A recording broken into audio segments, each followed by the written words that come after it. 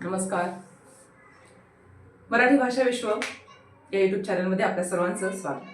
आज आपण इयत्ता 10वीचा योगी सर्वकाळ सुखाचा हा जो काही संतवाणी आहे याचा आपण स्वाध्याय बघणार आहोत. या अभंगवाणीमध्ये योगी म्हणजे संत आणि पाणी यांची तुलना केलेली आहे. तर त्याचा हा स्वाध्याय आपण बघूया. पहिला प्रश्न आहे, अभंगात वर्णिलेला चंद्रकिरण पिऊन जगणारा पक्षी. हा काल्पनिक पक्षी आहे. मागे आपण एकदा पाहिलं होतं, या पक्षाचा उल्लेख आलेला होता. तर त्या पक्षाचं नाव आहे चकोर. पिलांना सुरक्षितता देणारे पक्षिणीचे पंख. पुढे आहे, चिरकाल टिकणारा आनंद, स्वानंद तृप्ती म्हणजे स्वतःचा आनंद, स्वानंद तृप्ती. व्यक्तीला सदैव सुख देणारा योगी म्हणजे संत. दुसरा प्रश्न आहे, खालील आकृती पूर्ण करा. योग्याचे मृदुत्व सर्वांशी याप्रमाणे असते. कशाप्रमाणे असते? पांखोवा पिलियांसी म्हणजे ज्या पद्धतीनं पक्षीने आपल्या पिलांची ऊब आपल्या पिल्लाला देत, पंखाची ऊब आपल्या पिल्लाला देत असते तसं. पांखोवा पिलियांसी. जीवांसी जीवन म्हणजे वेगवेगळ्या जीवांना जीवनदान देणं. चंद्रकिरण चकोरासी हे आपण मगाशीच बघितलं की ज्या पद्धतीनं चकोरासाठी त्याचं चंद्रकिरण जे आहे ते जीवन आहे, तसं योग्यांचं मृदुत्व हे सर्व लोकांशी असतं. आता या ठिकाणी पुढचा प्रश्न असा होता की योगी पुरुष आणि जीवन, जीवन म्हणजे पाणी, याच्यामध्ये काय फरक आहे हे आपल्याला या ठिकाणी बघायचंय. की योगी पुरुष काय आहे, आपल्याला अंतर्बाह्य निर्मळ करतात. पाणी काय करतं की वरवरचा मळ जो आहे तो स्वच्छ करतं. दुसरा, सर्व काळ सुखदाता. योगी जो आहे तो सर्व काळ सुख देणारा आहे. पाणी जे आहे की एकदा संतुष्ट होतो. आपल्याला तहान लागलेली असेल, आपण एक ग्लासभर पाणी पिलं की तेवढ्यापुरतं आपलं समाधान होतं. पण ज्यावेळेस तुम्ही योगींच्या सहवासामध्ये जाता त्यावेळेस ते जे सुख आहे ते तुम्हाला आयुष्यभर पुरणारं असतं. स्वानंद तृप्ती चिरकालासाठी देतात योग पुरुष, आणि जीवन जे आहे म्हणजे पाणी जे आहे ते आपल्याला क्षणिक तृप्तता मिळते. योग्यांचं गोडपण सर्व इंद्रियांना कळतं. म्हणजे ज्यावेळेस आपण योगी लोकांच्या सहवासामध्ये असतो त्यांचे जे काही गुण आहेत किंवा त्यांचे जे काही आशीर्वाद आहे ते आपल्या सर्व इंद्रियांना कळतात. त्यांचं ज्ञान आपल्या इंद्रियांमधून आपण अनुभवत असतो.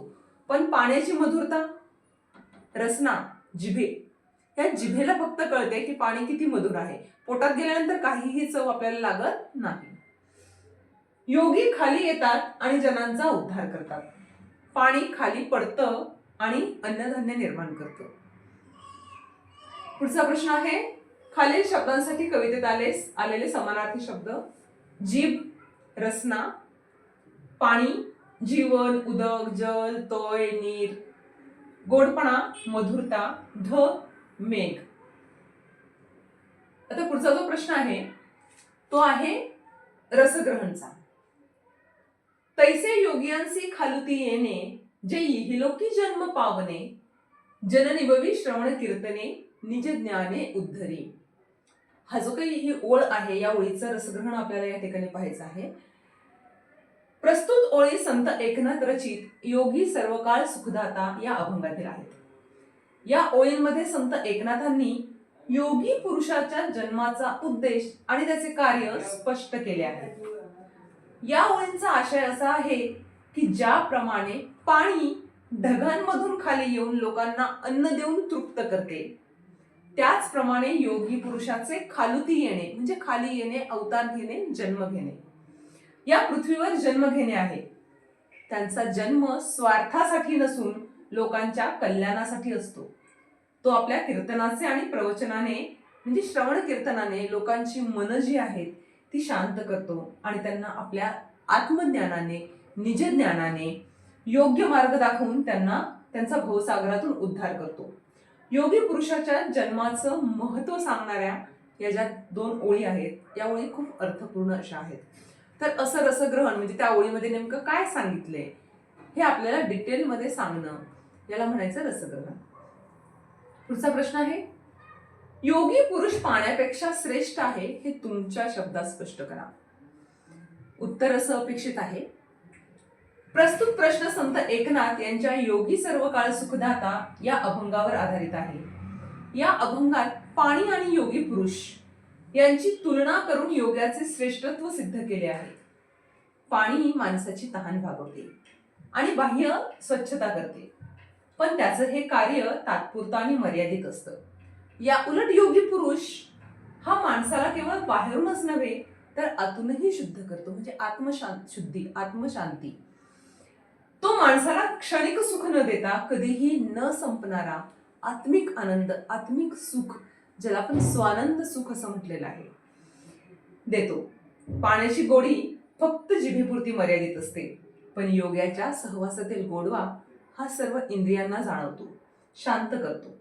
त्यामुळे पाणी हे केवळ शरीर जगवते, तर योगी पुरुष आत्म्याचा उद्धार करतो. म्हणूनच ते योगी पुरुष जे आहेत ते पाण्यापेक्षा श्रेष्ठ आहेत असं म्हटलं जातं. पुढचा प्रश्न आहे, योगी पुरुष आणि पाणी हे दोघेही सामाजिक कार्य करतात हे स्पष्ट करायचे. अर्थात दोन्हीही सामाजिक कार्यच करतात. योगी सर्व काळ सुखदाता या अभंगात संत एकनाथांनी पाणी आणि योगी पुरुष यांच्या कार्याचं वर्णन केलं आहे, जे परोपकाराचे आणि सामाजिक कार्याचं उत्तम असं उदाहरण आहे. पाणी ढगांमधून जमिनीवर पडून नदी नाल्यांद्वारे सर्व लोकांपर्यंत पोहोचते. ते सर्वांची तहान भागवते, शेतीसाठी उपयोगी पडते आणि त्यामुळे सर्वांना अन्न मिळते. हे झालं पाण्याचं सामाजिक कार्य. आता अशाच पद्धतीने योग्यांचं सुद्धा सामाजिक कार्य आहे. योगी पुरुष सुद्धा पृथ्वीवर जन्म घेऊन सामान्य लोकांमध्ये मिसळतो. तो आपल्या ज्ञान, कीर्तन आणि उपदेशांच्या माध्यमातून लोकांचे अज्ञान दूर करतो, त्यांना सन्मार्ग दाखवतो आणि त्यांचा आत्मिक उद्धार करतो. अशा प्रकारे पाणी शारीरिक पातळीवर तर योगी पुरुष आत्मिक पातळीवर लोकांचे कल्याण साधत असतात. अशा पद्धतीनं हे उत्तर लिहिणं अपेक्षित आहे. हा जो स्वाध्याय आहे हा वाचा, लिहा, पाठ करा आणि माझ्या चॅनलला सबस्क्राईब करा, लाईक करा, शेअर करा. धन्यवाद.